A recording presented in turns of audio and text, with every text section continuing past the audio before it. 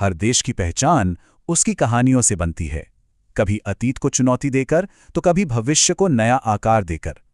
तो सवाल यह है कि एक देश खुद को कैसे परिभाषित करता है, अपनी सबसे मशहूर निशानियों की कहानियों से। चलिए भारत की कहानी को बना रही दो बड़ी और विवादित बहसों पर नजर डालते हैं। पहला हिस्सा, अतीत को चुनौती देना। बात एक ऐसी कहानी की जो दुनिया के एक अजूबे पर ही सवाल उठाती है। ताजमहल, प्यार की निशानी या एक छिपा हुआ मंदिर? दशकों से ये थ्योरी चली आ रही है। इस तेजो महालय थ्योरी के मुताबिक ये पहले से एक शिव मंदिर था जिसे शाहजहां ने कब्जाया था। इस दावे के लिए कमल और त्रिशूल जैसे चिन्हों का जिक्र होता है। वहीं इतिहासकार इन्हें इंडो इस्लामिक आर्किटेक्चर का हिस्सा बताते हैं। यही नहीं, मुगल दस्तावेज भी यही बताते हैं कि ये मुमताज के लिए बना नया मकबरा था। बात जब बंद कमरों की आई तो 2022 में एएसआई ने तस्वीरें जारी की जिनमें कुछ नहीं मिला। तो ये तो हुई अतीत की बात।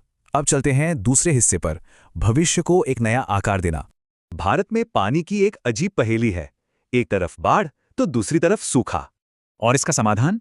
एक mega project, national river linking project, यानी नदियों को आपस में जोड़ना।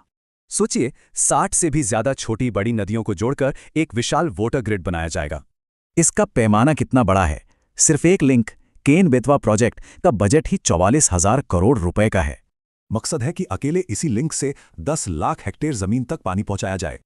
और ये सिर्फ एक सपना नहीं है। राजस्थान की इंदिरा गांधी नहर ने रेगिस्तान को हरा भरा कर दिखाया है। तो फायदे साफ हैं, बाढ़ सूखे से छुटकारा, पीने का पानी और खेती में जबरदस्त उछाल।